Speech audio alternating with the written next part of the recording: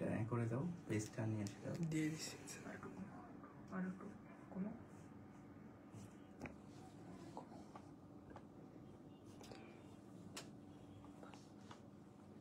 Sir কথা বল। ওকে, কথা বলে। আসসালামু আলাইকুম, আবার একটা নতুন ক্লাসে তোমাদের স্বাগতম। তো আজকের ক্লাসটা স্পন্সর করছে দেশ জাতীয় বিশ্ববিদ্যালয় ভর্তি কোচিং। আজকে আমরা রসায়নের খুবই গুরুত্বপূর্ণ একটা টপিক নিয়ে ক্লাস নেব, এবং এই টপিকে সবারই খুব বেসিক প্রবলেম থাকে, সেটা হলো জারণ বিজারণ। এই টপিক থেকে প্রত্যেকটা বিশ্ববিদ্যালয়ের ভর্তি পরীক্ষায় প্রতিবার প্রচুর প্রশ্ন আসে, কিন্তু ছেলেমেয়েদের বেসিক কনসেপ্টের অভাবে এই সহজ জিনিসটা অনেক জটিল করে ফেলে। তো আজকে দেশ জাতীয় বিশ্ববিদ্যালয়ের ভর্তি কোচিং এর পক্ষ থেকে আমি চেষ্টা করব এই জটিল জিনিসটাকে একদম সহজ করে তোমাদেরকে খাওয়াই দিতে। হ্যাঁ, তো আশা করি তোমরা পুরো ক্লাসটা আমার সাথে থাকবা। তাড়াতাড়ি তোমরা ক্লাসটা শেয়ার করে দিতে পারো, যাতে করে তোমাদের ফ্রেন্ডরা এই জটিল জিনিসটা সহজভাবে শেখার সুযোগ পায়। হ্যাঁ, সবাই একটু নিজ নিজ গ্রুপে বা নিজ নিজ প্রোফাইলে ক্লাসটা শেয়ার করে ফেলো। আচ্ছা আচ্ছা, আমরা কিছুক্ষণের মধ্যে ক্লাসটা শুরু করব।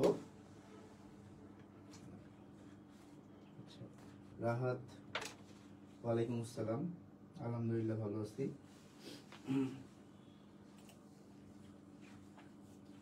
আচ্ছা, আমার মানে সাউন্ড ক্লিয়ার আছে তো? সবাই একটু কমেন্ট করে জানাতে পারো। সাউন্ড যদি ক্লিয়ার থাকে, ভিডিও ক্লিয়ার যদি থাকে, তাহলে আমি খুব দ্রুত ক্লাসে চলে যাব। একদম বেসিক থেকে ক্লাস হবে আজকে। মনে করো তুমি জারণ বিজারণের কিছু জানো না, যদিও এই টপিকটা ক্লাস 8 থেকে তোমরা শিখে আসছো, তোমরা কিছুই জানো না যদি, তারপরেও আজকে ক্লাস করলে তোমরা শিখতে পারবে। ঠিক আছে? ইভেন সায়েন্সের যারা না, যারা আর্টস কমার্সের ব্যাকগ্রাউন্ডের, তারাও আশা করি শিখতে পারবে। ঠিক আছে? তো তাড়াতাড়ি তোমরা ক্লাসটা শেয়ার করে দাও, ফ্রেন্ডদেরকে ইনভাইট করো, যাতে করে সবাই ক্লাসটা করার সুযোগ পায়। ঠিক আছে? তো আসো আজকে আমরা সরাসরি ক্লাসে চলে যাই। আচ্ছা, আজকের ক্লাসটা মূলত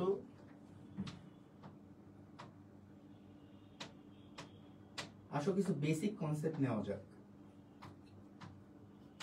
জারণ, বিজারণ। লক্ষ্য করো, জারণ এর ভাই হলো বিজারণ। ঠিক আছে? জারণ বিজারণ কিন্তু দুই ভাই, এটা কখনো একা থাকে না, এরা দুইজন সবসময় একসাথে থাকে।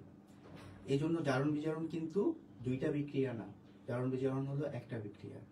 কারণ এই জারণের সাথে সাথে একই সাথে বিজারণটাও হয়।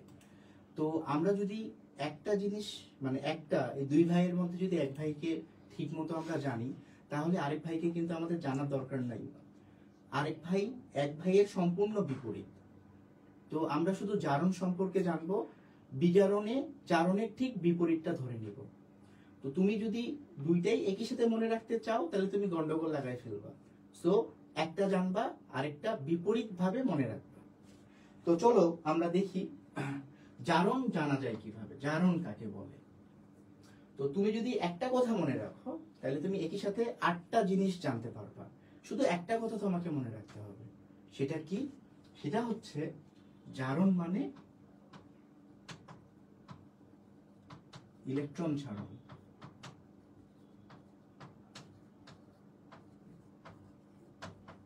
জারণ মানে কি? ইলেকট্রন ছাড়ন। তাহলে যে মৌল, যৌগ বা আয়ন যদি ইলেকট্রন ত্যাগ করে, তাহলে সেটাকে বলা হয় জারণ। বিষয়টা কেমন জানো? ওই যে বললাম দুই ভাইয়ের মধ্যে একজন টাকা খরচ করে, হ্যাঁ, যে টাকা খরচ করে তার জারণ হয়, মানে ওই বিক্রিয়াটাকে জারণ বিক্রিয়া বলে। যে খরচ করে সে তার জারণ হয়। ঠিক আছে? তো টাকা খরচকে আমরা জারণ বলবো। টাকা মানে ইলেকট্রন বোঝানো হয়েছে। তো জারণ মানে ইলেকট্রন ছাড়ন। জারণ হয় কার? আচ্ছা, যে টাকা খরচ করে সে কি? সে কে? টাকা খরচ করে যে, মানে যার জারণ হয়, তাকে বিজারক বলে। বিজারক, সে নিজে হচ্ছে বিজারক। সে নিজে হচ্ছে জারণ হয়, তাহলে বিজারক কে? তাহলে জারণ হলো অ্যাকচুয়ালি বিক্রিয়াটার নাম, আর বিজারক হলো পদার্থটার নাম। যে পদার্থটার জারণ হয় সেই পদার্থকে বলা হয় বিজারক। আমি আগে একদম বেসিকটা তোমাদেরকে দিয়ে দিই, তারপরে এখান থেকে কি ধরনের প্রশ্ন আসে, কি প্যাটার্নের প্রশ্ন আসে সেগুলো নিয়ে আলোচনা করব। ঠিক আছে, বেসিক ক্লিয়ার থাকলে তুমি পরে নিজেই অ্যান্সার করতে পারবে। তাহলে জারণ হয় কার? বিজারকের। আসো, বিজারক নিজে কি হয়? বিজারক নিজে জারিত হয়। তার মানে বিষয়টা এরকম, মনে করো ওই যে দুই ভাই বললাম, দুই ভাইয়ের মধ্যে এক ভাই টাকা খরচ করে, যে টাকা খরচ করার এই প্রক্রিয়াটাকে বলে জারণ, আর যে টাকা খরচ করে তাকে বলে বিজারক। আর টাকা খরচ করে সে নিজে, মনে করো আমি টাকা খরচ করলাম, তাহলে কি হবে বলতো?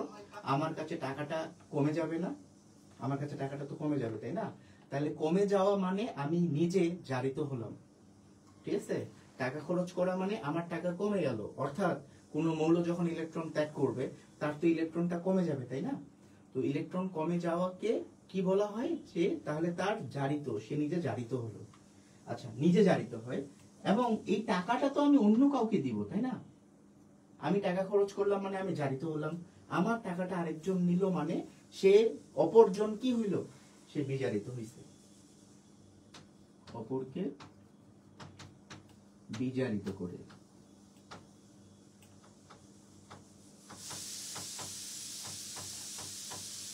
তুমি ক্লিয়ার তো, তাই না?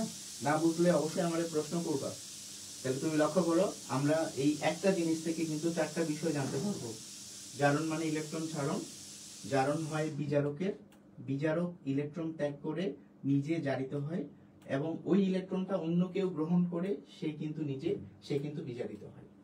ঠিক আছে, আসো এবার আমরা একটা বিক্রিয়া, খুব সহজ একটা বিক্রিয়া দেখে বিষয়টা বোঝার চেষ্টা করি। বিক্রিয়াটা লক্ষ্য করো। যেমন দেখো, আমাদের সবার পরিচিত সোডিয়াম ভাইয়া। ঠিক আছে, আমরা সবাই জানি সোডিয়াম ভাইয়ার শেষ শক্তি স্তরে একটা ইলেকট্রন বেশি আছে, কারণ এর অষ্টক অপেক্ষা একটা ইলেকট্রন বেশি থাকে, ও নিজে হলো ধাতু। তো সোডিয়াম ভাইয়া কি করতে চায়? তার যেহেতু একটা ইলেকট্রন বেশি আছে, সে তো এই ইলেকট্রনটা ত্যাগ করতে চায়, তাই না? তাহলে সোডিয়াম একটা ইলেকট্রন ত্যাগ করলো, ত্যাগ করে কি হবে? সোডিয়াম ভাইয়া সোডিয়াম প্লাস হবে। কিন্তু সে ত্যাগ করে কিন্তু খুশি। হ্যাঁ, সবাই তো ত্যাগ করলে কষ্ট পায়, কিন্তু সে ত্যাগ করে খুশি হয়। কেন খুশি হয়? কারণ সে ত্যাগ করার ফলে তার কিন্তু অষ্টক পূর্ণ হয়। তার যে স্বপ্ন ছিল, সারা জীবনের স্বপ্ন যে নিষ্ক্রিয় গ্যাসের মতো হওয়ার, সে তার স্বপ্ন পূরণ করতে পারে। এই জন্য তোমার এই বিক্রিয়াটার নাম কি? এই বিক্রিয়াটার নাম হচ্ছে জারণ বিক্রিয়া। এটা হলো জারণ বিক্রিয়া। ঠিক আছে, সোডিয়াম ইলেকট্রন ত্যাগ করলো, ওই যে আমরা জানি ইলেকট্রন জারণ মানে ইলেকট্রন ছাড়ন, ইলেকট্রন ছাড়লো, এই বিক্রিয়াকে আমরা জারণ বিক্রিয়া বলবো। আচ্ছা, তাহলে জারণ হলো কার? জারণ হলো সোডিয়ামের। সোডিয়ামের জারণ হয়েছে, তাহলে জারণ হয় কার? বিজারকের। সোডিয়াম নিজে হলো একটা বিজারক, বিজারক পদার্থ সোডিয়াম। ঠিক আছে, তাহলে বিজারক পদার্থের জারণ হয়, এবং সোডিয়াম যে ইলেকট্রন ত্যাগ করলো, ত্যাগ করে নিজের ইলেকট্রন কমে গেল না, এই কমে যাওয়াকে জারিত হওয়া বলে। তাহলে সোডিয়াম নিজে জারিত হলো। আর এই ইলেকট্রনটা কোথায় যাবে? মানে কেউ টাকা খরচ করলে এই টাকাটা তো আরেকজন পায়ে থাকে, তাই না? যে টাকাটা পাবে মানে সে কি হলো? সে বিজারিত হলো। বুঝতে পারছো? তাহলে দেখো, এই জারণ মানে ইলেকট্রন ছাড়ন, তুমি যদি এটা বোঝো তাহলে কিন্তু তুমি চারটা জিনিস বুঝতে পারবা। ঠিক আছে, এখন আসো আমরা জারণ যদি বুঝি, তাহলে আমাদের কি বিজারণ আলাদাভাবে বোঝার দরকার আছে বলো? আমার তো মনে হয় না। তুমি লক্ষ্য করো, বিজারণ, এই বিজারণের বি মানে কি আসলে? বি, এটা এইভাবে মনে রাখবা, বি মানে বিপরীত। ঠিক আছে, জারণে আমরা যা কিছু শিখলাম, বিজারণ হচ্ছে তার ঠিক উল্টা। ঠিক আছে, তাহলে বিজারণ মানে কি? বিজারণ মানে হচ্ছে ইলেকট্রন গ্রহণ। তোমার কি বিজারণ মুখস্থ করার দরকার আছে বলো? আমার তো মনে হয় না। তুমি যদি জারণ মানে ইলেকট্রন ছাড়ন এই কথাটা মনে রাখো, তাহলে বিজারণ মানে তো ইলেকট্রন গ্রহণ হবে, কারণ একটা আরেকটার বিপরীত প্রক্রিয়া। আচ্ছা, বিজারণ হয় কার? বিজারণ ডেফিনেটলি হবে জারকের। জারক নিজে কি হবে? নিজে বিজারিত হবে, অপরকে জারিত করবে।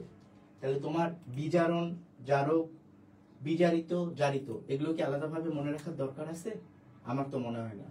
ঠিক আছে, তুমি যদি এই কনসেপ্টটা মনে রাখো, তাহলে তুমি একই সাথে জারণের 4টা টার্ম, বিজারণের 4টা টার্ম, মানে 8টা টার্ম, যেটা অনেক কষ্ট করে ছেলেমেয়েরা মুখস্থ করে, এটা কিন্তু মুখস্থ করার কোনো দরকার নেই।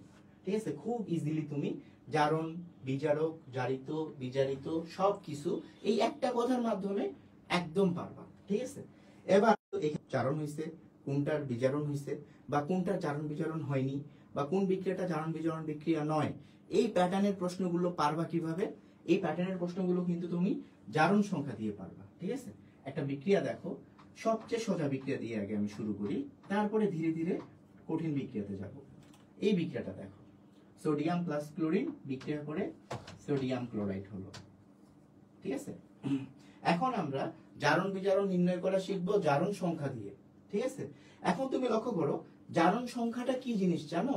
জারণ সংখ্যাটা হচ্ছে যে, ওই যে বললাম আমি টাকা খরচ করলাম, আমি টাকা খরচ করলাম মানে কি, আমার টাকা কমে গেল, ফলে যে টাকা খরচ করে সে প্লাস হয়, প্লাস প্লাস চার্জে পরিণত হয়, আর যে টাকাটা গ্রহণ করে সে মাইনাস চার্জে পরিণত হয়। ঠিক আছে, তার মানে কোনো একটা মৌল যখন ইলেকট্রন ত্যাগ করে তখন সে ধনাত্মক চার্জে পরিণত হয়, আর যখন সে ইলেকট্রনটা গ্রহণ করে তখন সে ঋণাত্মক চার্জে পরিণত হয়।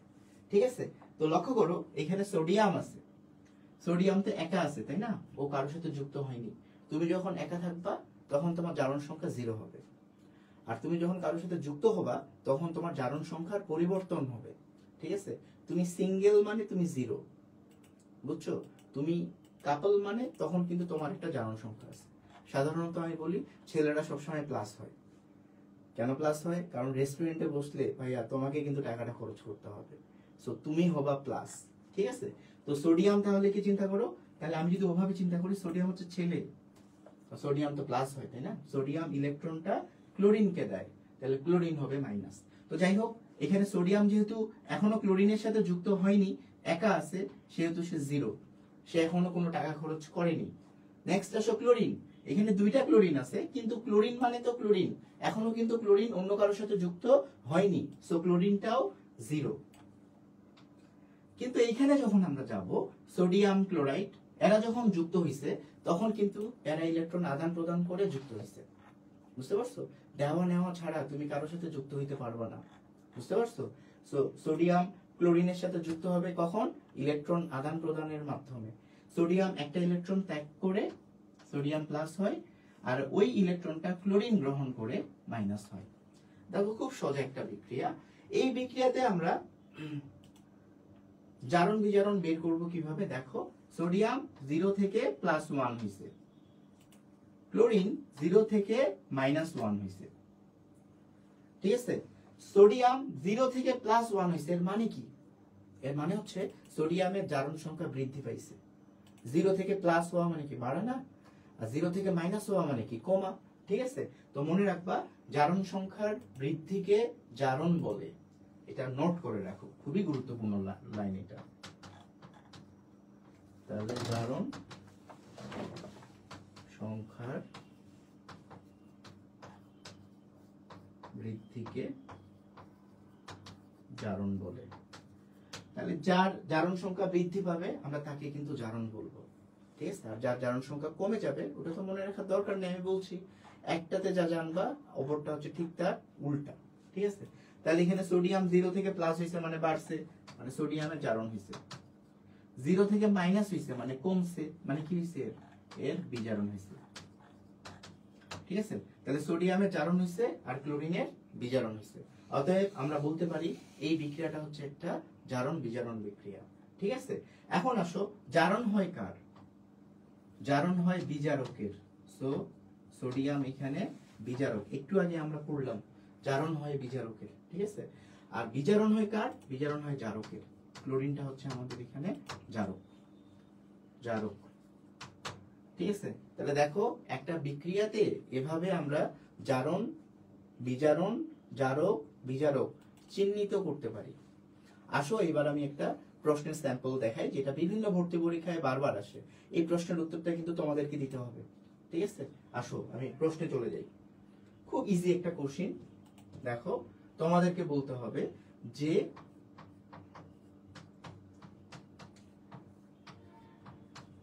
বিক্রিয়াটা লক্ষ্য করো, হাইড্রোজেন হাফ মোল অক্সিজেনের সাথে বিক্রিয়া করে পানি তৈরি হয়েছে, ঠিক আছে। আচ্ছা ভাইয়ারা বলো তো এখানে জারক কোনটা? জারক, আমার প্রশ্ন হলো জারক কোনটি? দেখি কে বলতে পারো এখানে জারক কোনটা, আমাকে কমেন্ট করে জানাও, ঠিক আছে। দেখি আমার ক্লাসটা এতক্ষণ পর্যন্ত কে মনোযোগ দিয়ে করছো। এখানে জারক কে বলো, এখানে জারক কে? খুব সহজ বিক্রিয়া, জাস্ট একটু আগে যেভাবে বের করছি এটাও ঠিক সেভাবে বের করবা। তোমরা আমাকে বলবা এখানে জারক কোনটা।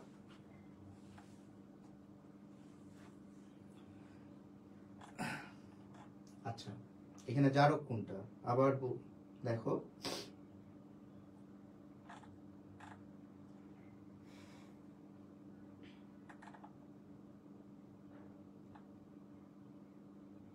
আচ্ছা এখানে ফাহমিদা বলছে হাইড্রোজেন, রাহাত আলীও বলছে হাইড্রোজেন। আচ্ছা আচ্ছা গুড, আমরা দেখি তোমাদের অ্যান্সারটা ঠিক আছে কিনা আমরা বের করি, ঠিক আছে। তো আসো তাহলে বের করার উপায় কি? আমি কিন্তু বলছি ভাইয়া এটা মুখস্থ করা যাবে না, কারণ আমি জানি তুমি যদি কেমিস্ট্রি মুখস্থ করতে চাও তাহলে তুমি ভুলে যাবা। কেমিস্ট্রি এমন একটা সাবজেক্ট যেটা বুঝতে হয় আগে, ঠিক আছে। কেমিস্ট্রিতে বোঝার জিনিস হলো 80%। আসো আমরা বের করব। হ্যাঁ আমরা কিভাবে বের করব? ওই যে জারণ সংখ্যার পরিবর্তন থেকে বের করব। জারণ সংখ্যার পরিবর্তন কোনটার কেমন হয়েছে। তাহলে এখানে হাইড্রোজেন তো একা আছে না, আমি আগে বলছি তুমি যখন সিঙ্গেল তখন তুমি জিরো, ঠিক আছে। তাহলে হাইড্রোজেন এখানে সিঙ্গেল আছে সো এটা জিরো, অক্সিজেন সিঙ্গেল আছে সো এটা জিরো। এবার সব পানিতে আসি, এখানে অক্সিজেন হচ্ছে -2, হাইড্রোজেন হচ্ছে +2, ঠিক আছে। আসো 0 থেকে +2 হইছে মানে বাড়ছে, বাড়াকে তো জারণ বলে তাই না। আর 0 থেকে -2 হইছে মানে কমছে, কমাকে তো বিজারণ বলে। লক্ষ্য করো তাহলে আমার প্রশ্ন ছিল কি কোনটা জারক?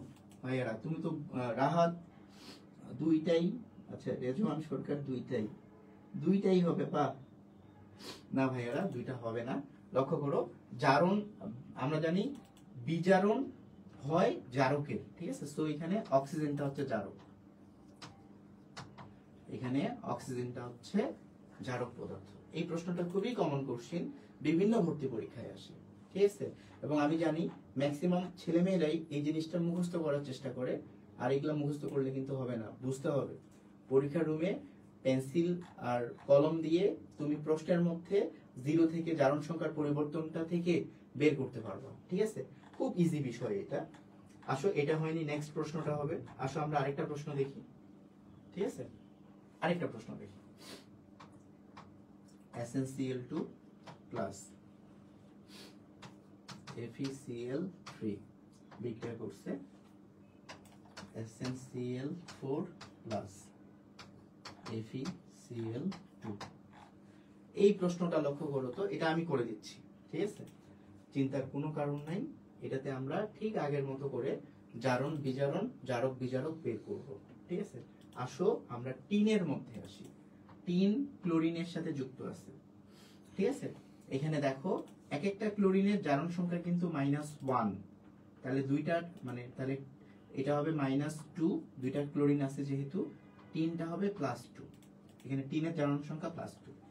এখানে ক্লোরিন তিনটা আছে মানে -3, আর আয়রনটা হবে +3, ঠিক আছে। অপর দিকে আসো, এগুলো তো বিক্রিয়ক ছিল, এই উৎপাদে আসি। এখানে ক্লোরিন হচ্ছে -4, টিন হচ্ছে +4। এখানে আসো ক্লোরিন হচ্ছে -2, টিন হচ্ছে আয়রন হচ্ছে +2, ঠিক আছে। দেখো আমরা জারণ সংখ্যা লিখলাম, এবার আমরা জারণ বিজারণ আর জারক বিজারক বের করব, ঠিক আছে। লক্ষ্য করো এখানে টিন +2 থেকে +4 হয়েছে, আর এখানে আয়রন +3 থেকে +2 হয়েছে, ঠিক আছে। তাহলে বের করো তো কোনটার জারণ সংখ্যা বাড়ছে। তাহলে টিনের জারণ সংখ্যা বাড়ছে, সো টিনের হইছে জারণ। আয়রন 3 থেকে 2 হইছে মানে কমছে, সো আয়রনের হইছে বিজারণ, ঠিক আছে। জারণ হয় কার? আমরা জানি জারণ হয় বিজারকের, সো এটা হচ্ছে বিজারক। বিজারণ হয় কার? বিজারণ হয় জারকের, সো এটা হচ্ছে জারক। বুঝতে পারছো? তো দেখো বিষয়টা কত ইজি, তাই না? জারণ সংখ্যার পরিবর্তন থেকে আমরা খুব সহজে জারণ বিজারণ জারক বিজারক চিহ্নিত করতে পারি। এটা ভর্তি পরীক্ষায় প্রচুর আসে। তুমি জাতীয় বিশ্ববিদ্যালয়ে বলো বা তুমি যে কোনো জায়গার ভর্তি পরীক্ষা বলো, এইরকম একটা প্রশ্ন প্রতিবারই প্রায় থাকে। ঠিক আছে, তো দেখো তাহলে এইখানে আরেকটা জিনিস শেখার আছে। দেখো তো এখানে এমন একটা আয়ন আছে, এখানে এমন একটা আয়ন আছে যার জারণ সংখ্যার কোনো পরিবর্তন হয় নাই, সেটা কোনটা? দেখো তো এখানে ক্লোরিন, ক্লোরিনের জারণ সংখ্যা হচ্ছে -1, দুইটা ক্লোরিন তো -2, তাই না? একটার -1, এখানে ক্লোরিন একটার হচ্ছে -1, এখানে ক্লোরিন এটাও -1, চারটার -4। আমরা একটা হিসাব করবো সব সময়, ক্লোরিন -1। দেখো এখানে ক্লোরিনের কিন্তু বিক্রিয়ক আর উৎপাদের মধ্যে কোথায়ও জারণ সংখ্যার কোনো পরিবর্তন হয় নাই। ঠিক আছে, কোনো বিক্রিয়ায় যদি কারো জারণ সংখ্যার পরিবর্তন না হয় তাকে দর্শক আয়ন বলে। তো এটাও খুবই গুরুত্বপূর্ণ একটা জিনিস। আমরা এখানে আরেকটা বিষয় শিখলাম, দর্শক আয়ন কাকে বলে। দর্শক আয়ন, দর্শক আয়ন হচ্ছে জারণ বিজারণ বিক্রিয়ায় যার জারণ সংখ্যার কোনো পরিবর্তন না হয় বা যার জারণ সংখ্যার কোনো পরিবর্তন হয় না, তাকে বলা হয় দর্শক আয়ন। বুঝতে পারছো? তো এখানে ক্লোরিন হচ্ছে আমাদের দর্শক আয়ন, ক্লোরিন হচ্ছে আমাদের দর্শক আয়ন। আচ্ছা, তাহলে এখানে ক্লোরিনটা হচ্ছে আমাদের দর্শক আয়ন। নেক্সট আসো। আচ্ছা, এখন একটা বিক্রিয়া লিখতেছি, এটা দেখো তো, silver chloride plus nitric acid HNO3 বিক্রিয়া করে কি হবে? Silver nitrate plus hydrochloric acid. আচ্ছা, এবার দেখি তোমরা কেউ কি বলতে পারবা এটা জারণ বিজারণ বিক্রিয়া কিনা, বা এই বিক্রিয়ায় কোথাও বা কার জারণ হিসেবে কার বিজারণ হিসেবে বের করতে পারবা? দেখি এটা কে কে পারো। এই প্রশ্নটা এমন একটা প্রশ্ন যেটা অসংখ্যবার ভর্তি পরীক্ষায় আসছে। ঠিক আছে, এই প্রশ্নটা লক্ষ্য করো, আমাকে একটু বলো তো এইখানে জারণ আর বিজারণ কার হইছে। ঠিক আছে, দেখি আমার ক্লাসটা তোমরা কি করছো। তাহলে প্রশ্ন হচ্ছে কি, প্রশ্ন হচ্ছে এটি কি জারণ বিজারণ বিক্রিয়া? এটি কি জারণ বিজারণ বিক্রিয়া? দেখি কারা বুঝছো আমার ক্লাসটা। এই বিক্রিয়াটাকে কি আমরা জারণ বিজারণ বলতে পারবো না পারবো না? আমাকে দ্রুত উত্তরটা জানাও, আমাকে দ্রুত উত্তরটা জানাও। এই বিক্রিয়াটাকে কি আমরা জারণ বিজারণ বিক্রিয়া বলতে পারবো? আমাকে একটু উত্তরটা জানাও।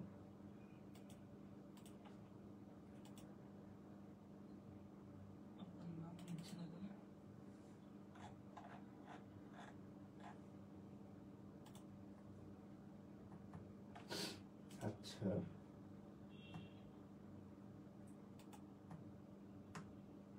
এই বিক্রিয়াটাকে কি আমরা জারণ বিজারণ বিক্রিয়া বলতে পারবো? আসো আমরা একটু দেখি।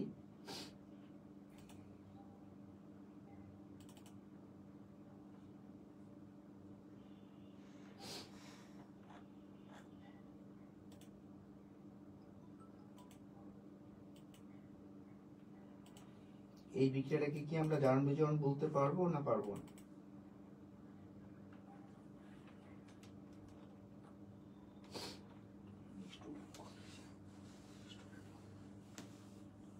জারণ বিজারণ বিক্রিয়া কি? আচ্ছা, ফাহমিদা বলছে জি না, এটা জারণ বিজারণ বিক্রিয়া না। বা বিক্রিয়া না। আচ্ছা, একজন বলছে জারণ বিজারণ বিক্রিয়া, আরেকজন বলছে না। আচ্ছা, তাহলে আসলে কি এটা? একজন বলছে হ্যাঁ, আরেকজন বলছে না। আসো আমরা একটু দেখি কার ধারণাটা সঠিক। ধারণা করে বলছো নিশ্চয়ই। একটু আগেই আমরা দেখলাম যে জারণ বিজারণ বিক্রিয়া বের করার নিয়মই হলো জারণ সংখ্যা নির্ণয় পদ্ধতি। ঠিক আছে, তুমি যদি জারণ সংখ্যা দিয়ে জারণ বিজারণ বিক্রিয়া বের করতে পারো তাহলে কিন্তু তোমার এরকম কনফিউশন আর থাকবে না। বুঝতে পারছো? কনফিউশন হচ্ছে মানেই তুমি এটা মানে হয়তো বুঝুনি বা হয়তো একটু সমস্যা হচ্ছে। লক্ষ্য করো, আমরা জারণ সংখ্যার পরিবর্তনটা বের করি। হ্যাঁ, তো দেখো ক্লোরিন আছে মানে ক্লোরিন হচ্ছে -1। ক্লোরিন যদি -1 হয় তাহলে সিলভার হবে +1। নাইট্রিক অ্যাসিড, ঠিক আছে, নাইট্রিক অ্যাসিডে কিন্তু নাইট্রেটটা আয়ন আকারে থাকে, NO3-। তো নাইট্রেট হলো -1। আর হাইড্রোজেনটা তাহলে +1। এখানে পুরো নাইট্রেটটা জারণ সংখ্যা কিন্তু -1। ঠিক আছে, এবার আসি আমরা উৎপাদে করলাম, জারণ সংখ্যার পরিবর্তনগুলো লিখলাম। ঠিক আছে, এবার আসো সিলভার +1 থেকে +1, মানে সিলভারের তো ভাইয়া কোনো পরিবর্তন হয়নি। হাইড্রোজেন +1 থেকে +1, এরও কোনো পরিবর্তন হয়নি। ক্লোরিন -1 থেকে -1, পরিবর্তন হয়নি। আবার নাইট্রেট -1 থেকে -1। তাহলে আমরা কি দেখলাম, এখানে কারো জারণ সংখ্যার কোনো পরিবর্তন হয়নি। বুঝতে পারছো? যদি জারণ সংখ্যার পরিবর্তন না হয় তাহলে তো তাকে আমরা জারণ বিজারণ বিক্রিয়া বলতে পারবো না। সো এটা জারণ বিজারণ বিক্রিয়া নয়। না, এটা না, নয়। এটা খুবই গুরুত্বপূর্ণ প্রশ্ন। ঠিক আছে, এটা অসংখ্যবার বিভিন্ন ভর্তি পরীক্ষায় আসে। ঠিক আছে, এটা খুব ভালো করে পড়বা। আচ্ছা, আর একটু বুঝাই দেন। আচ্ছা, রেজওয়ান সরকার, অবশ্যই বুঝে দেবো ভাইয়া, কোনো সমস্যা নেই। ঠিক আছে, রেজওয়ান বুঝতে পারিনি। আমাদের প্রত্যেকটা স্টুডেন্টকে আমরা চাই যে তারা প্রাণ খুলে বুঝুক। ঠিক আছে, তুমি যেহেতু বুঝুনি, অবশ্যই আমি এটা আবার রিপিট করব। লক্ষ্য করো, একটা ছোট বিক্রিয়া দেখো, কার্বন প্লাস অক্সিজেন বিক্রিয়া করে কার্বন ডাই অক্সাইড দিচ্ছে। ঠিক আছে, প্রশ্ন হচ্ছে এটা কি জারণ বিজারণ বিক্রিয়া? তাহলে বের করার জন্য আমাকে কি করতে হবে? জারণ সংখ্যার পরিবর্তন বের করতে হবে। আমি তো আগে বললাম আমরা এটা মুখস্থ করব না। ঠিক আছে, এখানে কার্বন একা থাকলে 0, অক্সিজেন একা থাকলে 0। ঠিক আছে, কিন্তু এখানে তো ওরা একা নাই, এরা যুক্ত হয়ে গেছে। ঠিক আছে, যুক্ত হইছে মানেই হলো তার জারণ সংখ্যার পরিবর্তন হইছে। অক্সিজেন দুইটা আছে, মানে অক্সিজেন হচ্ছে -4, একটা অক্সিজেন হচ্ছে -2। হ্যাঁ, অক্সিজেন সব সময় মানে সাধারণত -2 হয়। আর কার্বনটা হচ্ছে কত? দুইটার যদি -4 হয় তাহলে কার্বন হচ্ছে +4। তাহলে এখন আসো, 0 থেকে +4 হইছে, বিক্রিয়কে কার্বন ছিল 0, উৎপাদে কার্বন হচ্ছে +4। আমাকে বিক্রিয়ক আর উৎপাদটা তুলনা করতে হবে। ঠিক আছে, বিক্রিয়কে অক্সিজেন হচ্ছে 0, উৎপাদে হচ্ছে -4। ঠিক আছে, তাহলে আমরা দেখলাম কার্বনের এখানে জারণ সংখ্যা বাড়ছে, অক্সিজেনের এখানে জারণ সংখ্যাটা কমছে। সো কার্বনের বাড়ছে মানে কি? কার্বনটা জারণ, অক্সিজেন কমছে মানে এটা হচ্ছে বিজারণ। সো যদি পরীক্ষায় আসে কার্বন ডাই অক্সাইড প্রস্তুতি, কার্বন প্লাস অক্সিজেনের বিক্রিয়া, এটা কি জারণ বিজারণ বিক্রিয়া? উত্তর হচ্ছে হ্যাঁ, এটা একটা জারণ বিজারণ বিক্রিয়া। ঠিক আছে, এখন তাহলে জারণ হয় কার? বিজারকের। সো কার্বনটা হচ্ছে বিজারক, আর বিজারণ হয় কার? জারকের। সো অক্সিজেনটা হচ্ছে জারক। বুঝতে পারছো রেজওয়ান সরকার? তাহলে এভাবে আমরা একটা বিক্রিয়ার জারণ বিজারণ, জারক বিজারক বের করতে পারি। রেজওয়ান সরকার বুঝতে পারছো? আচ্ছা, আবার কমেন্টে জানিও।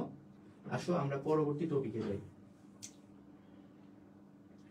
তাহলে আশা করি তোমরা এতক্ষণ আমার ক্লাসে যারা ছিলা, এই জারণ বিজারণের প্রথম অংশটা তোমরা পারবে ইনশাআল্লাহ। তাহলে এই প্রথম অংশে আমরা কি শিখলাম? জারণ, বিজারণ, জারক, বিজারক, জারিত, বিজারিত কাকে বলে, কিভাবে হয়, এবং একটা বিক্রিয়ায় কিভাবে নির্ণয় করতে পারি, এই জিনিসটা আমরা শিখলাম। ঠিক আছে, এখন আসো জারণ বিজারণের আরেকটা টপিক, যেটা বিভিন্ন জায়গায় ভর্তি পরীক্ষায় খুব আসে, সেটা হলো জারক ও বিজারকের উদাহরণ। বিজারকের উদাহরণ আমরা জানি তোমরা সবাই এটা মুখস্থ করো, তাই না? কিন্তু আমি আজকে মুখস্থ করাবো না, এবং আমি খুব বিদঘুটে ছন্দও দিব না। ঠিক আছে, আমি জানি এই ছন্দ নামে টর্চার গুলো যে তোমাদেরকে করা হয়, এগুলো পরীক্ষার রুমে কিন্তু মনে থাকে না। মনে থাকে বেসিক গুলো, বেসিক তুমি বুঝছো কিনা, মজা পাইছো কিনা, ওইটা মনে থাকে। সো আমি তোমাকে ছন্দ শেখাবো না। ছন্দ আছে দুইটারই মনে রাখার। ঠিক আছে, চাইলে ছন্দ দিয়েও শেখাতে পারি, কিন্তু আমি শেখাবো না। ছন্দটা পরীক্ষার রুমে তোমার মনে থাকবে না। ঠিক আছে, একদম বেসিক থেকে আমরা শেখার চেষ্টা করব। ঠিক আছে, কনসেপ্ট আমি আগে আলোচনা করছি, তারপরও দেখো। প্রথমে আসো আমরা জারক বের করা শিখি। জারক কাদের হয়? বিজারণ, বিজারণগুলোর জারক, মানে বিজারণ বিক্রিয়া যাদের হয় তাদেরকে জারক বলে।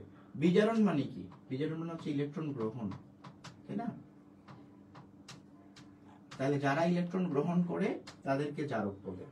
ঠিক আছে, তাহলে কারা ইলেকট্রন গ্রহণ করে? দেখো, আমরা পর্যায় সারণীতে জানি ধাতুরা সবসময় ইলেকট্রন ত্যাগ করে, অধাতুরা সবসময় ইলেকট্রন গ্রহণ করে। তাহলে কারা হবে? দেখো, সকল অধাতু। সকল অধাতুই হলো জারক। ঠিক আছে, কারণ অধাতুগুলো যে ইলেকট্রন গ্রহণ করে, আর ইলেকট্রন যারা গ্রহণ করে তাদের বিজারণ হয়, আর বিজারণগুলোকে জারক বলে। ঠিক আছে না? তাহলে একটু কষ্ট করে এইভাবে যদি একবার বুঝে ফেলতে পারো বিষয়টা, তুমি আর ভুলবা না এটা। ঠিক আছে? তাহলে আমাদের সকল অধাতু হলো জারক পদার্থ। এখন আসো ভাইয়া, অধাতু কোনগুলো?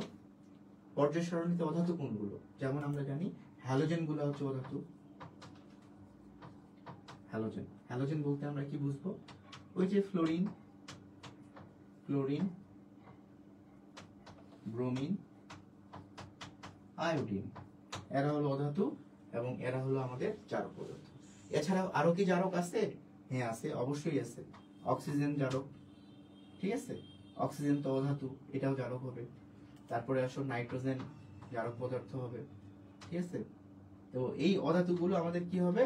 চোখ বন্ধ করে বলবো এরা হচ্ছে জারক পদার্থ। নেক্সট আসো সকল ইক যৌগ। সকল ইক যৌগ, যত প্রকার ইক যৌগ আছে, যেমন সালফিউরিক, নাইট্রিক, ফেরিক, স্টেনিক, এরকম যে সকল যৌগের সংকেতের মধ্যে ইক কথাটা আসে তারা সবাই জারক হবে। বুঝা পাইছো? সো ফেরিক সালফেট, তারপরে ফেরিক ক্লোরাইড, তারপরে sulphuric acid H2SO4, nitric acid HNO3। দেখো এদের সবার সংকেতে বা এদের উচ্চারণ করার সময় কিন্তু ইক কথাটা আসে। তো এরকম যে কোনো ইক যৌগগুলাই কি আমাদের, ইক যৌগগুলাই হবে আমাদের জারক পদার্থ। ঠিক আছে? নেক্সট আসো, নেক্সট হলো অক্সিজেন ও অক্সিজেন যুক্ত যৌগ। অক্সিজেন ও অক্সিজেন যুক্ত যৌগটা কেমন জিনিস? ঠিক আছে? যে সকল যৌগের মধ্যে অক্সিজেন থাকে, নরমালি অক্সিজেন কিন্তু একটা জারক পদার্থ এবং অক্সিজেন হলো খুব শক্তিশালী জারক পদার্থ। ঠিক আছে? যে সকল, যেমন অক্সিজেন, আর অক্সাইড, H2O2, ঠিক আছে, এগুলো হচ্ছে নরমালি আমাদের জারক পদার্থ। কিছু বিশেষ যৌগ আছে, এই বিশেষ যৌগটা কিন্তু ভাইয়া মুখস্থ রাখতে হবে। বিশেষ যৌগের মধ্যে কি কি আছে? বিশেষ যৌগের মধ্যে কি কি আছে? যেমন আছে KMnO4, পটাশিয়াম পারম্যাঙ্গানেট, ঠিক আছে, K2Cr2O7, potassium dichromate, MnO2, manganese dioxide, SO2, sulphur dioxide. এই যে এরা হলো বিশেষ যৌগ এবং এরা হলো আমাদের জারক পদার্থ। তাহলে দেখো এই চারটা সেকশনে তুমি জারক পদার্থগুলোকে মনে রাখতে পারো। তাহলে সেকশনগুলো কি কি? ফার্স্ট হলো সকল অধাতু, সেকেন্ড হলো সকল ইক যৌগ, থার্ড হলো অক্সিজেন ও অক্সিজেন যুক্ত যৌগ, ফোর্থ হলো কিছু বিশেষ যৌগ। ঠিক আছে? এখানে আমি যত যৌগের সংকেত লিখছি সবগুলা যখন এরা যখন বিক্রিয়া করে তখন এরা ইলেকট্রন গ্রহণ করে। বুঝতে পারছো? আর ইলেকট্রন গ্রহণ করে, এই জন্য এদেরকে জারক বলা হয়েছে। এবার আসো, তুমি যদি বিজারকের উদাহরণ মনে রাখতে চাও, বিজারক আমি এদের নিচে নিচে লিখতেছি যাতে করে তুমি এদের তুলনাটা খুব সহজে বুঝতে পারো, যাতে করে তোমার সুবিধা হয়। দেখো আমি এই যে সাদা কালার দিয়ে যেটা লিখতেছি সেটা কিন্তু বিজারকের উদাহরণ। বুঝা পেয়েছো? তাহলে আমি জারকের বেলায় কি লিখছি? সকল ধাতু। তাহলে বিজারকের বেলায় কি হবে? সকল ধাতু। জাস্ট উল্টাটা না, এটা তো মুখস্থ করার কোনো প্যারা নাই। ঠিক আছে? একটা যদি অধাতু হয় তাহলে একটা ধাতু হবে। এই ধাতুতে কারা আছে বলতো? এই ধাতুতে আমরা জানি গ্রুপ 1A, গ্রুপ 2 এর যে মৌলগুলো আছে, তাই না? গ্রুপ 1A বা গ্রুপ 2 এর মৌল সোডিয়াম, ম্যাগনেসিয়াম, অ্যালুমিনিয়াম, কপার, তাই না? তারপরে মনে করো ক্যালসিয়াম, পটাশিয়াম, এগুলো সব যে কোনো ধাতুই হলো আমাদের বিজারক পদার্থ। ঠিক আছে? নেক্সট আসো সকল ইক যৌগ। জারক ছিল সকল ইক যৌগ, আর বিজারক তাহলে কি হবে? তাহলে আস যৌগ হবে। এদিকে মুখস্থ করার দরকার আছে বলো? আমি তো তোমাকে সবসময় বলছি একটা আরেকটার অপোজিট, মুখস্থ করার কোনো দরকার নেই, টেকনিক্যালি মনে রাখবা। তাহলে সকল আস যৌগ। সকল আস যৌগের মধ্যে কি আছে? এখানে যে ইকের সংকেতগুলো আমরা লিখছি এইগুলারই আস ভার্সনটা হবে। আস মানে এখানে জারণ সংখ্যাটা কম ব্যবহৃত হবে, এই জন্য এটাকে আস বলা হয়েছে। ঠিক আছে? যেমন আয়রনের জারণ সংখ্যা তো 2, 3, সেটা হবে ফেরাস সালফেট, FeSO4, ওইটা ফেরিক ক্লোরাইড হতো,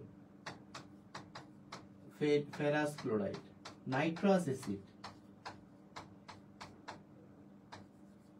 সালফিউরাস অ্যাসিড, নাইট্রাস অ্যাসিড। দেখো এগুলো হলো সকল আঁশ যৌগ, বুঝতে পারছো? তো যে কোনো রকমের আঁশ যৌগই কি হবে, যে কোনো রকমের আঁশ যৌগই হবে আমাদের তোমার বিজারক পদার্থ। ঠিক আছে, নেক্সট আসো। এখানে লেখা হয়েছিল না জারক হচ্ছে অক্সিজেন ও অক্সিজেন যুক্ত যৌগ, তাহলে বিজারক কি হবে ভাইয়া? এটা হবে হাইড্রোজেন ও হাইড্রোজেন যুক্ত যৌগ, হাইড্রোজেন ও হাইড্রোজেন যুক্ত যৌগ। দেখি মুখস্থ করার দরকার আছে? অক্সিজেন হাইড্রোজেন এরা তো একে অপরের শত্রু, বিপরীত। জারক যদি অক্সিজেন হয় তাহলে বিজারক হাইড্রোজেন হবে, বেসিক সেন্স এটা। ঠিক আছে, নেক্সট তাহলে এখানে কি কি হবে? হাইড্রোজেন তো নিজে হবেই, এর সাথে পারক্সাইড। আচ্ছা তুমি বলো, আচ্ছা পারক্সাইডটা এখানেও আছে, এখানেও লিখলেন আপনি কেন? লেখার কারণ হচ্ছে পারক্সাইডটা হচ্ছে আমাদের উভধর্মী পদার্থ। ঠিক আছে, সে জারক হিসেবেও কাজ করে আবার বিজারক হিসেবেও কাজ করে, এই জন্য এটাকে উভধর্মী পদার্থ বলা হয়েছে। আর কি হবে? H2S হবে। দেখো এখানে হাইড্রোজেন আছে। আর কি হবে? তোমার অক্সালিক অ্যাসিড হবে, C2H2O4। দেখো এখানে অক্সালিক অ্যাসিড আছে। অক্সালিক অ্যাসিড কিন্তু ভাই এরা দুই রকম হয়, একটা হচ্ছে আর্দ্র আর একটা হচ্ছে অনার্দ্র, বুঝতে পারছো? আর্দ্র মানে যার সাথে পানি যুক্ত থাকে, অনার্দ্র মানে আর্দ্র নাই, আর্দ্রতা নাই, মানে পানি নাই। যেমন আমি এখানে যে অক্সালিক অ্যাসিডের সংকেত লিখছি, এখানে কিন্তু পানি যুক্ত নাই, তো এটা অনার্দ্র। আর যদি পানি যুক্ত করতাম তাহলে এটা আর্দ্র হইতো, যেমন অক্সালিক অ্যাসিড C2H2O4 2 অণু পানি, এটা হচ্ছে আর্দ্র অক্সালিক অ্যাসিড। তাহলে এখানে যে যৌগগুলো আমি লিখলাম সবগুলোই হচ্ছে এই যে সাদা কালারে যেগুলো লিখছি সেগুলো কিন্তু বিজারক পদার্থ। নেক্সট আসো। আচ্ছা এখানে দেখো তো, আমরা জানছিলাম যে হ্যালোজেন গুলো হচ্ছে জারক, তাই না? কিন্তু হ্যালোজেনের অ্যাসিড গুলো হচ্ছে বিজারক। ঠিক আছে, এখানে সাদা কালারের আমি লিখবো হ্যালোজেনের অ্যাসিড গুলো হচ্ছে, হ্যালোজেনের অ্যাসিড গুলো বিজারক। হ্যালোজেনের অ্যাসিড কি কি আছে? হাইড্রোক্লোরিক অ্যাসিড, হাইড্রোজেন ব্রোমাইড, আর আছে হাইড্রোজেন আয়োডাইড। এগুলো হচ্ছে আমাদের হ্যালোজেনের অ্যাসিড, বুঝতে পারছো? আচ্ছা, তো এই হলো আমাদের জারক বিজারকের উদাহরণ। দেখো তোমার কি এটা মুখস্থ করার দরকার আছে? আমি যেভাবে তোমাদেরকে বোঝানোর চেষ্টা করলাম, জাস্ট আমার ট্র্যাকটা যদি একটু বুঝতে পারো, আমি যেই আঙ্গিকে তোমাকে এটা বুঝাইছি এটা যদি তুমি বুঝতে পারো, অ্যাটলিস্ট 80 থেকে 90% জারক বিজারক সম্পর্কে তোমার ধারণা কিন্তু হয়ে যাবে। বাকিটা একটু চর্চা করবা, তাহলে 100% হয়ে যাবে, বুঝতে পারছো? তো এই হলো জারক বিজারকের উদাহরণ। হ্যাঁ, তো আশা করি তোমরা এই পর্যন্ত যারা ছিলা খুব উপকৃত হইছো, আমি খুবই বিশ্বাসী। কারণ এই জিনিসগুলো এইভাবে পড়া উচিত, যদি এইভাবে না পড়ো তাহলে আলটিমেটলি ব্রেইনের উপরে প্রেসার পড়বে, মুখস্থ করার চেষ্টা করবা আর পরীক্ষার রুমে যায় ভুল করবা। ঠিক আছে, সেই জিনিসগুলো কিন্তু এইভাবে একটু বুঝে বুঝে পড়ার চেষ্টা করবা। হ্যাঁ, নেক্সট আসো, এই জায়গা থেকে কি রকম প্রশ্ন আসে, আমি একটু প্রশ্নে চলে যাই। অনেক প্রশ্ন আসে এখান থেকে।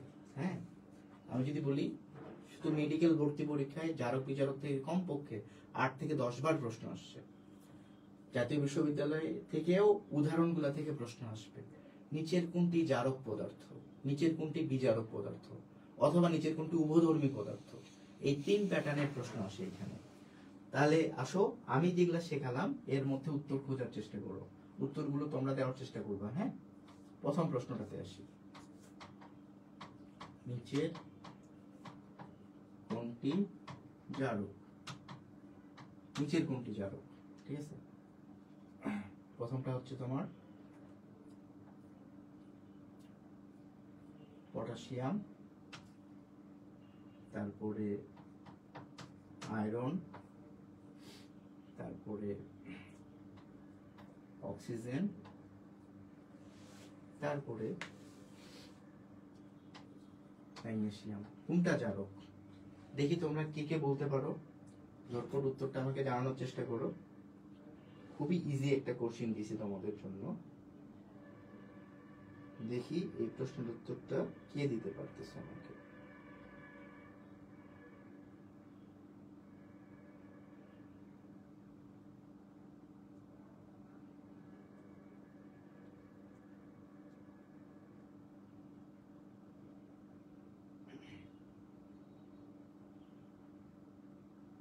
আচ্ছা, আমাকে এটা একটু উত্তর দেওয়ার চেষ্টা করো।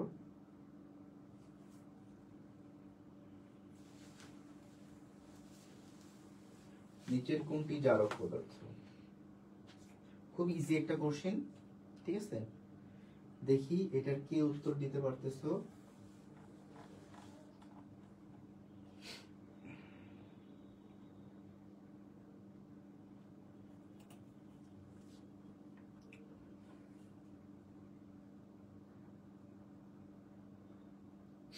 অক্সিজেন। আচ্ছা আচ্ছা, অক্সিজেন। আচ্ছা, হ্যাঁ, গুড। অক্সিজেন জারক পদার্থ, দুজন উত্তর দিতে পারছো। আচ্ছা, একটু আগে আমি বললাম যে অক্সিজেন হচ্ছে জারক, তাই না? অনেক শক্তিশালী জারক হচ্ছে অক্সিজেন, ঠিক আছে? তো নিচের কোনটি জারক? তো উত্তর হবে অক্সিজেন। নেক্সট 2 নম্বর প্রশ্ন আসো। নিচের কোনটি বিজারক? নিচের কোনটি বিজারক? অপশন আসো। KMnO4, 2 number K2Cr2O7, 3 number manganese dioxide, 4 number hydrochloric acid HCl। বলো তো নিচের কোনটি বিজারক? দেখি কি উত্তরটা দিতে পারো এটা। নিচের কোনটি বিজারক পদার্থ? আমাকে উত্তরটা দেওয়ার চেষ্টা করো।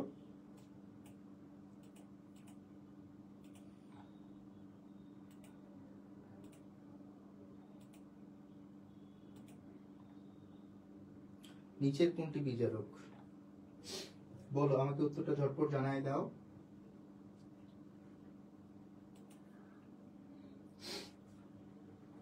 নিচের কোনটি বিজারক পদার্থ? আমাকে উত্তরটা জানায় দাও দেখি কে পারতেছে উত্তরটা। একটু আগেই উদাহরণে আমাদের অপশনটাতে এখানে ছিল, ঠিক আছে? নিচের কোনটি বিজারক পদার্থ?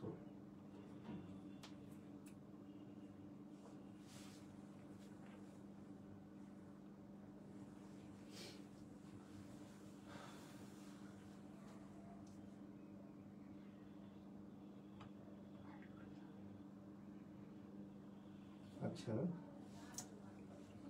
নিচের কোনটি বিজারক পদার্থ? আচ্ছা, তাহলে দেখো এখানে কোনটা বিজারক পদার্থ একটু আগে আমরা পড়লাম, তাই না? KMnO4, K2Cr2O7, ম্যাঙ্গানিজ ডাইঅক্সাইড, তো এই বিশেষ যৌগগুলোর মধ্যে ছিল, এগুলো তো জারক পদার্থ, তাই না? তাহলে হাইড্রোক্লোরিক অ্যাসিডটা হচ্ছে বিজারক পদার্থ। একটু আগে আমরা পড়লাম হ্যালোজেনের যে অ্যাসিডগুলো আছে, হাইড্রোক্লোরিক, এই হ্যালোজেনের অ্যাসিডগুলো কিন্তু আমাদের বিজারক পদার্থ, ঠিক আছে? তো উত্তর হবে হাইড্রোক্লোরিক অ্যাসিড। বুঝতে পারছো? এবার আসো কিছু উভধর্মী যৌগ। উভধর্মী,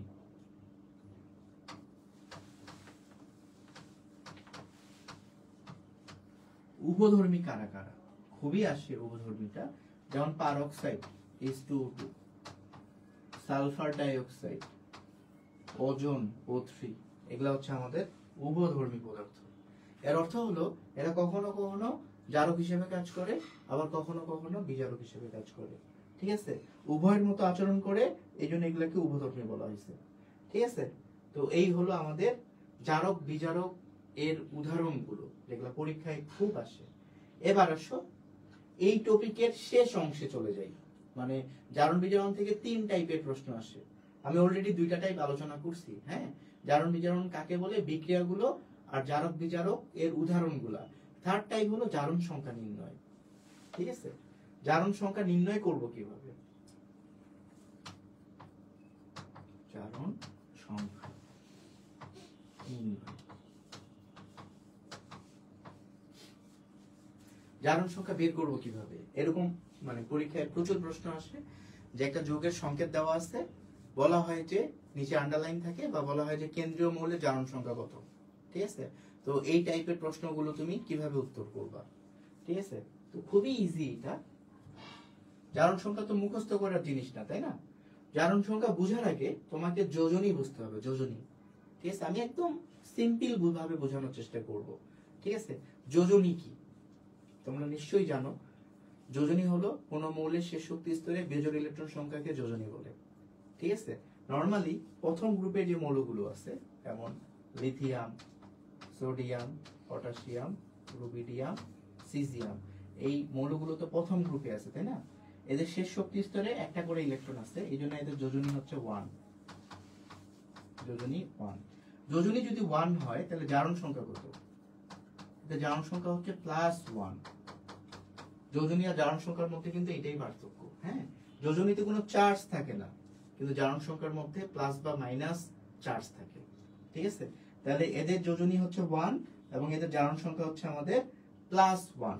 একই রকম ভাবে গ্রুপ 2 এ যে মৌলগুলো আছে, যেমন মনে করো বেরিলিয়াম, ম্যাগনেসিয়াম, ক্যালসিয়াম, স্টেনসিয়াম, এদের যোজনী কত? যোজনী হচ্ছে 2, জারণ সংখ্যা হচ্ছে +2। তাহলে যোজনী জারণ সংখ্যার মধ্যে পার্থক্যটা তোমরা বুঝতেছো নিশ্চয়ই। যোজনীতে কোনো চার্জ থাকে না, কিন্তু জারণ সংখ্যার মধ্যে প্লাস কিংবা মাইনাস চার্জ থাকে আর কি। ঠিক আছে, এবার আসো আমি অধাতুগুলোতে যাই। অধাতুদের জারণ সংখ্যা নরমালি মাইনাস হয়। হ্যাঁ, হ্যালোজেন গুলোতে আসি। হ্যালোজেন, হ্যালোজেন যেমন ফ্লোরিন, ক্লোরিন, ব্রোমিন, আয়োডিন, এগুলো তো হ্যালোজেন, তাই না? এদের যোজনী কত? এদের যোজনী হচ্ছে 1।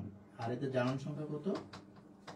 এদের জারণ সংখ্যার মধ্যে কিন্তু কিছু ঝামেলা আছে, নরমালি -1, কিন্তু ফ্লোরিন বাদ দিয়ে বাকি যে মৌলগুলো আছে এদের জারণ সংখ্যা আবার পরিবর্তনশীল। যেমন ক্লোরিনের হতে পারে -1, +1, +3, +5 এবং +7 ক্লোরিনের হতে পারে। ঠিক একই রকম ভাবে ব্রোমিনেরও হতে পারে, আয়োডিনেরও হতে পারে। এখন তোমরা বলতে পারো যে ভাইয়া কেন এরকম হইলো? এরকম হওয়ার কারণ হলো ওর ফাঁকা জায়গা আছে, বুঝছো? কারো যদি ফাঁকা জায়গা থাকে তাহলে সে উত্তেজিত হয়ে তার ইলেকট্রনটা ফাঁকা জায়গায় যেতে পারে, বুঝতে পারছো? একটা করে ফাঁকা জায়গা থাকলে মানুষগুলা ওই ফাঁকা জায়গাতে মুভ করতে পারে। যত বেশি ফাঁকা জায়গা থাকবে ইলেকট্রনগুলো ফাঁকা জায়গায় যাবে, ফলে তার জারণ সংখ্যার পরিবর্তন হবে আর কি। ঠিক আছে, তো যাই হোক, তো যোজনী জারণ সংখ্যার মধ্যে পার্থক্যটা বোঝানোর চেষ্টা করলাম। এবার আসো সালফিউরিক অ্যাসিড, H2SO4। সালফিউরিক অ্যাসিডের সালফারের জারণ সংখ্যা কত? কিভাবে বের করবা? মনে রাখবা, যদি কোনো যৌগের মধ্যে অক্সিজেন থাকে তাহলে অক্সিজেন দিয়ে জারণ সংখ্যা বের করতে হয়। তাহলে এখানে অক্সিজেন আছে কয়টা? 4টা। একটা অক্সিজেনের জারণ সংখ্যা হলো -2। ঠিক আছে, তাহলে 4টা অক্সিজেনের জারণ সংখ্যা কত? -8। অক্সিজেন -8 হবে। হাইড্রোজেন 2টা আছে, হাইড্রোজেন হচ্ছে +2, তাহলে সালফার কত হবে? +6। বুঝতে পারছো? তাহলে এখানে সালফারের জারণ সংখ্যা হচ্ছে +6। নেক্সট আসো, পরবর্তী অপশনে যাই। HClO4, এখানে ক্লোরিনের জারণ সংখ্যা কত? ঠিক একই রকম ভাবে অক্সিজেন কয়টা আছে? 4টা, মানে -8। হাইড্রোজেন তো নরমালি +1 হয়, একটা আছে এই জন্য +1, তাহলে ক্লোরিন হবে কত? +7, কারণ জারণ সংখ্যা যোগ করে তো আমাকে শূন্য করতে হবে না, এই জন্য এটা জারণ সংখ্যা হচ্ছে +7। বুঝা পাইছো? নেক্সট আসো, অনেক সময় যৌগমূলক থাকে, ঠিক আছে, যেমন দেখো FeCl6 এখানে আয়রনের জারণ সংখ্যা কত? আয়রনের জারণ সংখ্যা বের করব কিভাবে?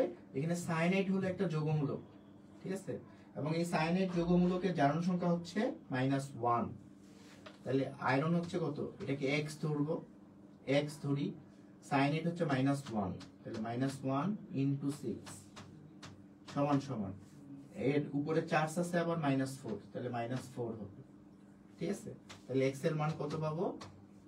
-4 + 6 = +2, তাহলে x এর মান হচ্ছে +2, অর্থাৎ আয়রনের জারণ সংখ্যা হচ্ছে +2। বুঝতে পারছো? তো এইভাবে একটা যৌগমূলক যদি থাকে আমরা এইভাবে তাদের জারণ সংখ্যা বের করতে পারি। ঠিক আছে, আরেকটা আসো,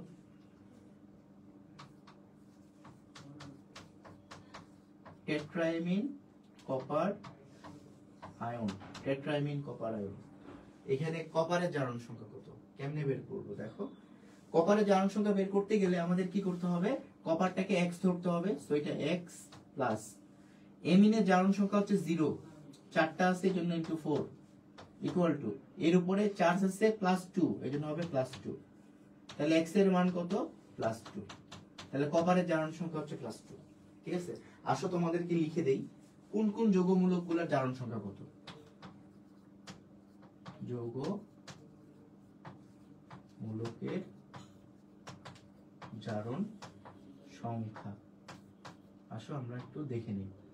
নেক্সট আসো সালফেট, জারণ সংখ্যা -2, সায়ানাইড -1, পানি 0, এমিন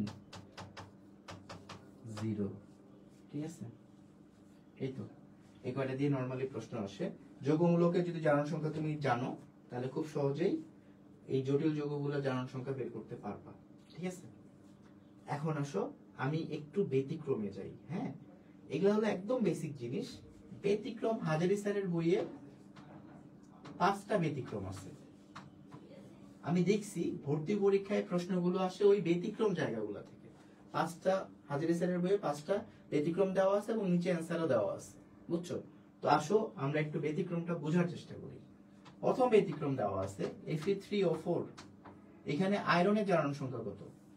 তো আমরা যে নিয়মটা শিখলাম সেই নিয়ম অনুসারে আমরা কিভাবে বের করব? আয়রন তো 3টা আছে, তাই না? তাহলে হবে 3x প্লাস অক্সিজেন তো -2, এজন্য -2 ইনটু 4টা আছে এজন্য 4 ইকুয়াল টু, এটাতে কোনো চার্জ নাই এজন্য 0 হবে। তাহলে এইভাবে বের করলে x এর মান কত পাচ্ছি? +8/3, তার মানে প্রায় +2.67 পাবো। এটা কিন্তু হবে না, ভুল এটা, বুঝতে পারছো? তাহলে আমরা প্রচলিত নিয়ম অনুসারে যেভাবে আয়রনের জারণ সংখ্যা বের করব, এখানে কিন্তু ভাইয়েরা ওভাবে হবে না। তাহলে এখানে কিভাবে হবে? এখানে এই যে আয়রনের যে অক্সাইড আছে না, এটা কিন্তু একটা মিশ্র অক্সাইড। এটাকে ভাঙলে আমরা দুইটা অক্সাইড পাবো, এটা হচ্ছে ফেরাস অক্সাইড, এটা হচ্ছে ফেরিক অক্সাইড। এই দুইটার মিশ্রণে Fe3O4 তৈরি হয়। ফেরাস অক্সাইডে আয়রনের জারণ সংখ্যা হচ্ছে +2, আর ফেরিক অক্সাইডে আয়রনের জারণ সংখ্যা হচ্ছে +3। তাহলে ভর্তি পরীক্ষায় যদি এই প্রশ্নটা আসে, এবং আমি দেখছি এই প্রশ্নটা অসংখ্যবার আসছে বিভিন্ন ভর্তি পরীক্ষায়, ঠিক আছে? তাহলে এখানে আয়রনের জারণ সংখ্যা কত হবে? +2 ও +3 দুইটাই হবে জারণ সংখ্যা, +2 ও হবে আবার +3 ও হবে। ঠিক আছে, তো এটা ব্যতিক্রম হাজারি স্যারের বইয়ে খুব সুন্দরভাবে ব্যাখ্যা দেওয়া আছে, আমিও ব্যাখ্যা করার চেষ্টা করলাম, আশা করি বুঝছো। 2 নাম্বার ব্যতিক্রমে আসি। 2 নাম্বার ব্যতিক্রম দেখো, CrO5 ক্রোমিয়াম পেন্টাঅক্সাইড, এখানে ক্রোমিয়ামের জারণ সংখ্যা কত? ঠিক আছে, তুমি যদি নরমালি করো তাহলে কি পাবা? এটা হচ্ছে -10, তাহলে ক্রোমিয়াম হচ্ছে +10। তো এগুলো ক্রোমিয়াম তো ভাইয়া +10, এটা কিন্তু ভাইয়া ভুল। হ্যাঁ, কিভাবে, কেন +10 নয় ক্রোমিয়ামে? ক্রোমিয়ামের গঠন তোমাকে দেখতে হবে। ক্রোমিয়াম পেন্টাঅক্সাইডের গঠনটা কেমন দেখো, এর গঠনটা কিন্তু ভাইয়া এরকম। ঠিক আছে, তুমি লক্ষ্য করো এখানে ক্রোমিয়ামের সাথে যে 5টা অক্সিজেন আছে তার মধ্যে 4টা অক্সিজেন কিন্তু তোমার পারঅক্সাইড বন্ধন দ্বারা যুক্ত আছে। পারঅক্সাইড বন্ধন হচ্ছে যখন অক্সিজেনের সাথে অক্সিজেন এইভাবে যুক্ত থাকে, এই বন্ধনটাকে কিন্তু পারঅক্সাইড বন্ধন বলে। পারঅক্সাইড বন্ধনে অক্সিজেনের জারণ সংখ্যা -1। নরমালি কিন্তু অক্সিজেন -2, কিন্তু অক্সিজেন যখন পারঅক্সাইড হবে তখন তার জারণ সংখ্যা হবে -1। ঠিক আছে, সো এখানে 4টা অক্সিজেন -1 করে আর একটা অক্সিজেন -2, তাহলে মোট মাইনাস কত হলো? 6 না? তাহলে ক্রোমিয়াম হবে +6। তাহলে এখানে ক্রোমিয়ামের জারণ সংখ্যা +10 নয়, +6। বুঝতে পারছো? নেক্সট আরেকটা ব্যতিক্রম দেখি, H2SO5। আমরা তো H2SO4 এর জারণ সংখ্যা বের করা শিখছি, তাই না? প্রচলিত নিয়ম অনুসারে করলে কত হবে? -10 +2, এটা হবে +8। এইভাবে তুমি বলবো যে এটা +8, না এটা ভুল। ঠিক আছে, তাহলে সঠিক কোনটা? সঠিক হচ্ছে এটা।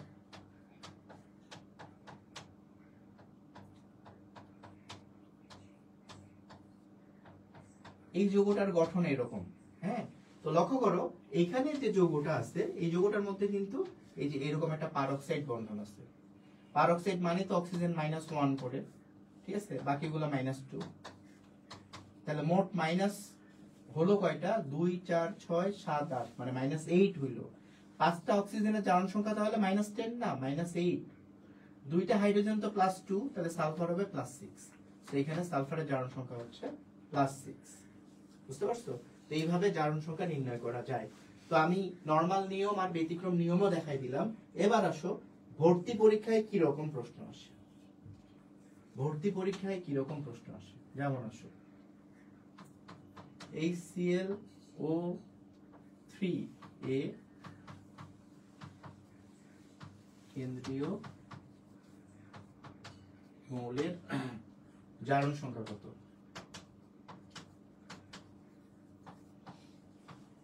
দেখি আমাকে উত্তরটা কি দিতে পারতেছো। অপশন হচ্ছে +3 +5 +1 -1। ক্লোরিনের জারণ সংখ্যা কত? দেখি আমাকে কে এটার সঠিক উত্তর দিতে পারতেছো। ক্লোরিনের জারণ সংখ্যা বের করে দাও আমাকে। এখানে ক্লোরিনের জারণ সংখ্যা কত?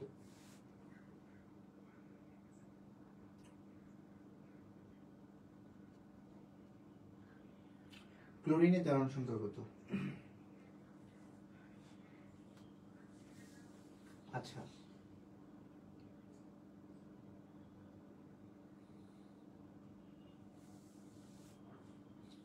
চারশো আমরা বের করি। লক্ষ্য করো অক্সিজেন 3টা আছে না, তাহলে এটা -6, হাইড্রোজেন একটা মানে +1, তাহলে -6, এটা +1, তাহলে বাকি থাকলো কত? +5। সো ক্লোরিনের জারণ সংখ্যা হচ্ছে +5। সো উত্তর হবে +5। ঠিক আছে, খুবই কমন একটা কোশ্চেন, পরীক্ষায় খুব আসে এটা। নেক্সট আসো K2Cr2O7 পটাশিয়াম ডাইক্রোমেটে ক্রোমিয়ামের জারণ সংখ্যা কত?